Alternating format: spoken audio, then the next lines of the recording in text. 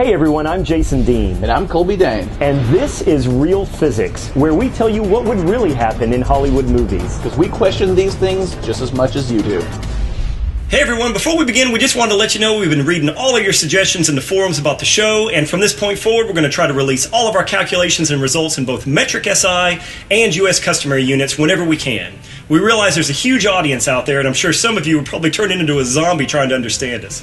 Is that your segue? That's my segue. Are you really going to say that? That's the best thing I got. Okay, all right. Okay, we're going to go from the big screen down to the small screen and take a look at one of our favorite shows, The Walking Dead. We're going to examine a scene where the characters make consistent headshots. Let's take a look. All right, for those of you not caught up on the show, or maybe for those of you who aren't watching it, which you should be, we see Rick and the gang trying to clean out a prison yard at the beginning of Season 3. Now, there are a ton of zombies in this area outside the prison, and they have to go through this to get into the prison. And as you'll notice, you don't see a single missed headshot. Well, except for that one where Carol nearly takes Rick's foot off. Right. Sorry. That's true, but what we're talking about here are all of the actual shots aimed at zombies, and we never see a single non-headshot. Okay, so the way we're going to approach this is we're going to look at the precision of these guns and to determine if it's really possible for the seasoned zombie fighting group to clear out the yard like they are in this scene. Right, okay, now Rick is heading into this guard tower. He's going to try to go up high, and if you'll notice, he had a scoped rifle on his back, which makes sense. He's going to try to go up high, pick them off from afar. Now, the original plan was to lure the zombies over to the fence and stab them in the face, or look, even Rick's with all these headshots are ridiculous. Lure them over to the fence and stab them in the face, or shoot them with the close range guns like, well, the girls have out here. Right, yeah, we see both of the girls here. They've got some small handguns. Makes perfect sense that they're going to shoot at, whatever's the closest zombies. But Herschel actually has like an assault rifle, a scoped assault rifle.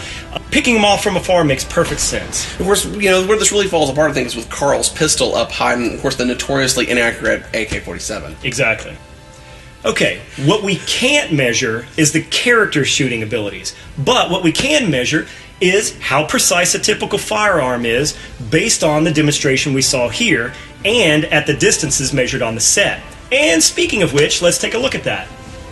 So the scene is set at West Central Prison in Zebulon, Georgia. Satellite imagery you see on the screen is from 2008 because really this is out in the middle of nowhere. But you can make out the yard and the basketball court. The towers must have been built as part of the set, but from where they appear to be in the scene, it's about 85 yards to the furthest fence line. Right, okay, now, that scene is also meant to demonstrate the group's efficiency at dispatching zombies because everyone is scoring headshots except for Carol, who seems to be as adept at shooting zombies as she is at scaring Rick. Sorry. Now, a firearm's precision can be measured by its minute of angle, commonly referred to as its MOA. The rule of thumb is 1 MOA equals 1 inch at the target at 100 yards. However, we're using trigonometry for a more accurate MOA. A gun that can shoot a group of 3 bullets within that 1 inch at 100 yards is considered to be a sub-MOA gun. A gun that can perform like this has excellent precision potential, and these are typically your better bolt-action rifles. Right, +1 to +3 MOA weapons are considered good to average. These are usually your military surplus bolt-action rifles and most semi-automatics. Anything past 3 MOA is considered to have fair to poor precision potential. AK-47s typically fall in this category. A minute of angle is 1/60th of a degree. So we define 1 MOA as 0.016667 of a degree.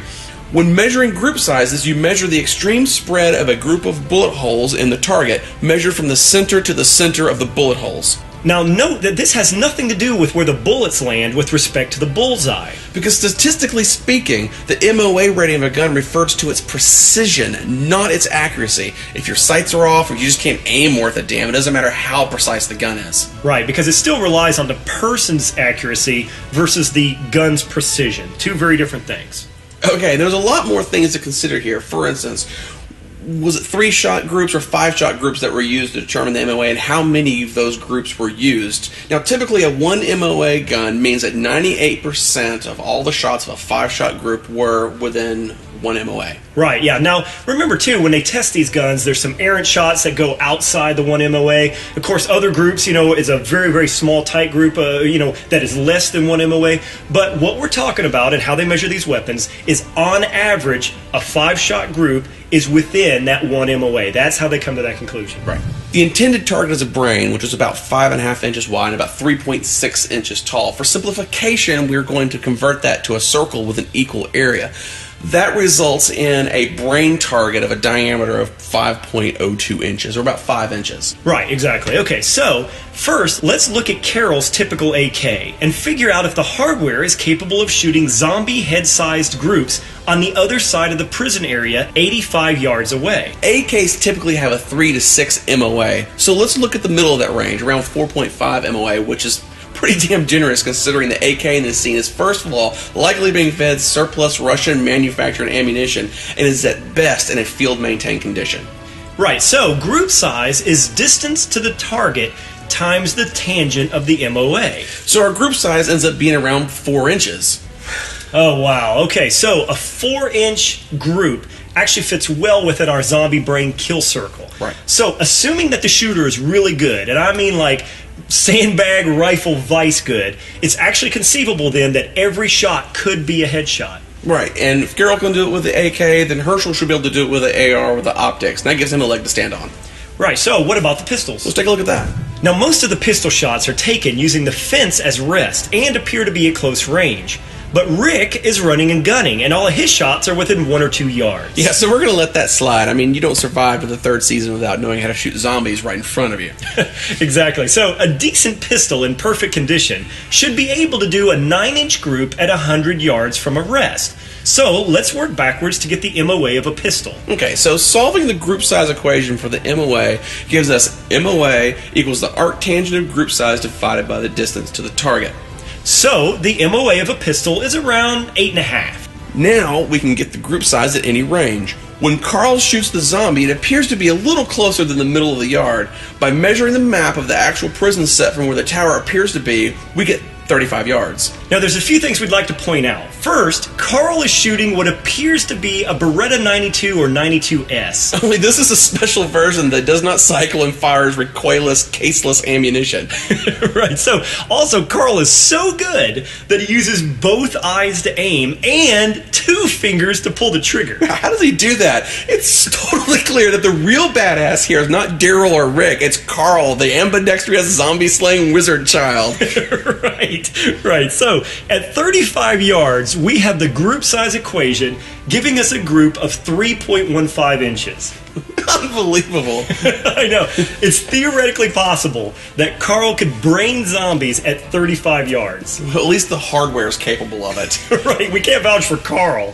So, anyway, we both started off this episode believing there was no way this ragtag group of survivors could sit there and make constant headshots. Especially not Carol. Sorry. So, based on their weapons and given these guys some experience, considering they've been shooting zombies for 9 or 10 months, this scene could possibly play out like this. All right, well, let's call it. Okay, as much as I like Zombie, they wouldn't stand a chance against Rick and the gang. This is real physics. There you have it. All right, well, before we go, we just want to say thanks for all the positive feedback. We read every comment and all the suggestions for future episodes. Be on the lookout for some of those coming up. Until next time, thanks for watching. See you next week.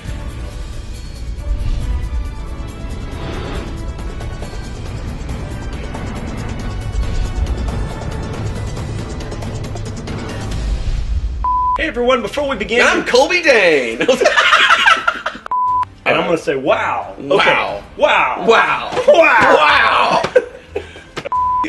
When you're not paying attention, I'll leave you little Easter eggs. Like in there for you to watch. Look at here. Look at me, I'm Jason Dean. Sorry.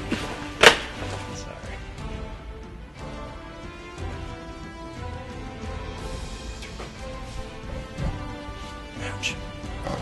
Before we begin, we just wanted to let you know we've been reading your suggestions and all the Condoms? Yes, we've been reading all of your condoms.